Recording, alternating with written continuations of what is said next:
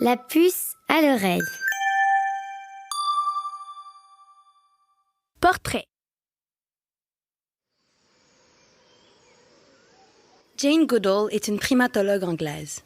Une primatologue, c'est une spécialiste des singes. Elle est aussi une militante écologiste engagée pour la préservation des milieux naturels. Jane est célèbre pour avoir révolutionné la manière dont les scientifiques considèrent les animaux, et plus spécialement les chimpanzés. Aujourd'hui, on te raconte comment cette jeune Britannique sans diplôme est devenue une experte des singes et une vedette mondiale. C'est en 1957, à l'âge de 23 ans, que Jane pose le pied sur le continent africain pour la première fois. Elle est venue faire du tourisme et voir des animaux sauvages. Mais ce qu'elle ignore, c'est qu'elle va s'y installer et vivre dans la jungle avec une colonie de chimpanzés. Depuis son enfance en Angleterre, Jane est fascinée par la nature et les animaux. D'ailleurs, son premier toutou est un chimpanzé, Jubilee, un animal en peluche qu'elle adore. Elle rêve de visiter l'Afrique pour en découvrir la faune. Mais sa famille n'a pas d'argent pour lui payer des études en biologie ou un voyage en Afrique. Jane ne se décourage pas. Elle travaille fort pour rassembler de l'argent et elle parvient à rejoindre une amie au Kenya, qui était à l'époque une colonie anglaise. Quand Jane arrive en Afrique de l'Est, elle trouve rapidement du travail. Elle va aider le scientifique Louis Leakey sur des chantiers de fouilles en Tanzanie, un pays voisin du Kenya. Louis fait des recherches sur les origines de l'humanité. À ses côtés, Jane apprend plein de choses et voit de très près des animaux sauvages. Un jour, un jeune lion la suit sur plusieurs mètres alors qu'elle marche dans la brousse. Tu imagines? C'est un peu effrayant, mais pour Jane, quel bonheur! Un jour, Louis lui propose de travailler sur un nouveau projet. Il veut étudier les primates, c'est-à-dire les singes, car il pense que ces animaux sont les lointains cousins des humains.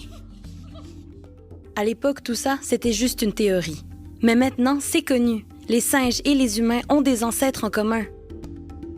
En fait, Louis veut que Jane aille vivre avec des chimpanzés pour les étudier, car on ne sait pas grand-chose sur eux.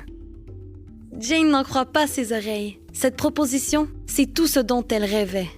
Ça lui paraît même incroyable, car aucune femme n'avait jusqu'à présent eu ce genre d'opportunité.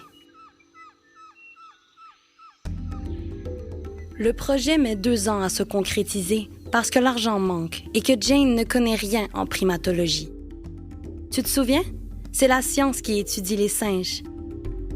En plus, la présence d'une jeune femme seule dans la jungle avec des chimpanzés inquiète les autorités britanniques.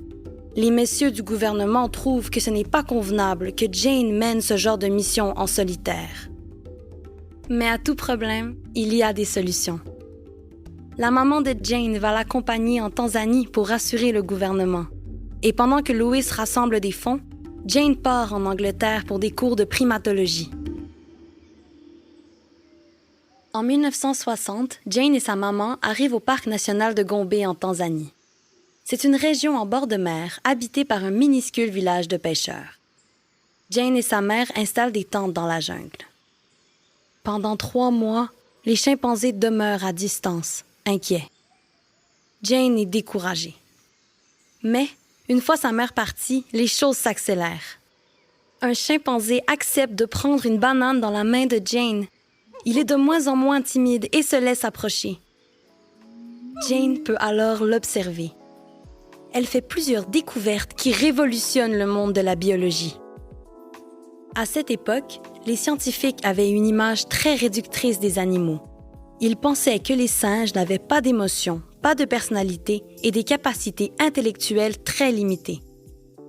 Les scientifiques disaient que seuls les humains pouvaient utiliser des outils, ressentir de l'amour, de la colère et de la tristesse.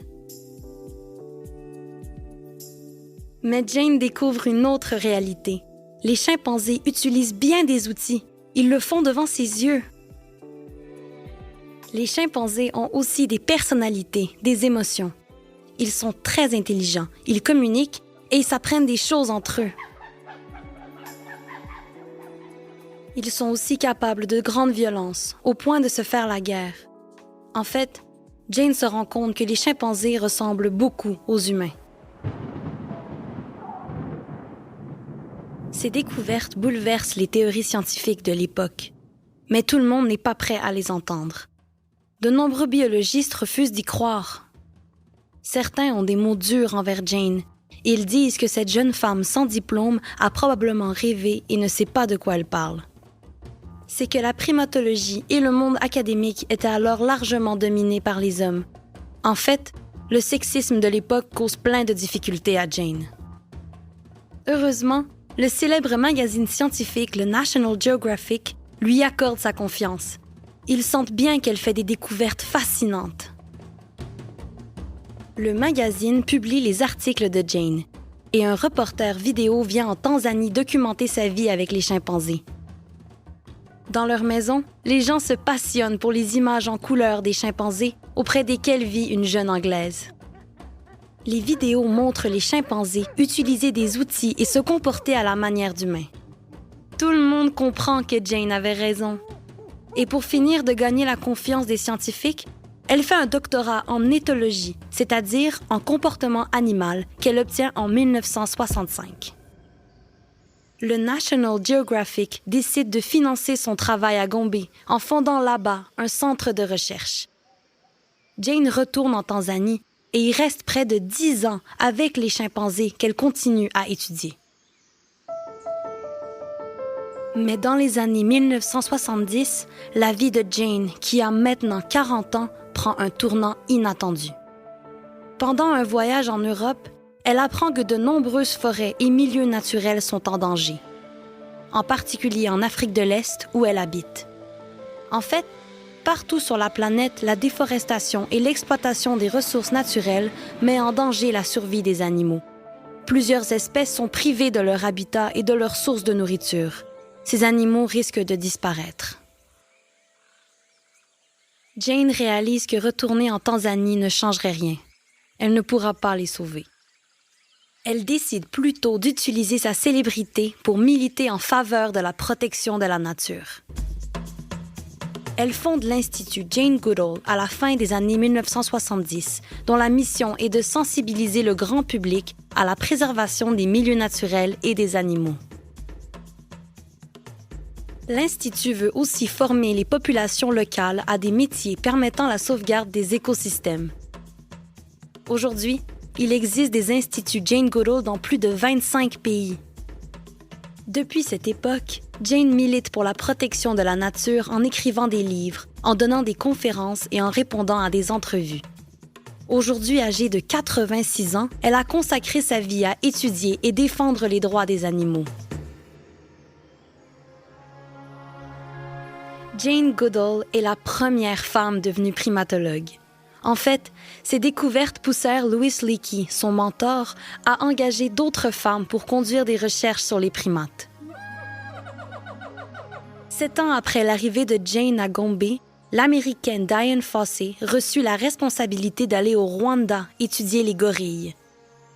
Quelques années plus tard, la Canadienne et Lituanienne Birutė Galdikas partit en Indonésie étudier les orang-outans. C'est ainsi que Jane a ouvert la voie aux femmes en biologie. Grâce à sa curiosité et sa détermination, Jane Goodall a pu réaliser son rêve, vivre et étudier les animaux. Ces découvertes ont complètement changé la manière dont on les perçoit. Des êtres sensibles et intelligents qu'il faut protéger et dont il faut protéger l'environnement. Grâce à Jane, les enjeux liés à la préservation des milieux naturels sont bien connus du grand public. Il y a encore du travail à faire, mais Jane a réussi à faire changer les choses. Elle est la preuve qu'il suffit parfois d'une seule personne pour créer des grandes transformations dans la société.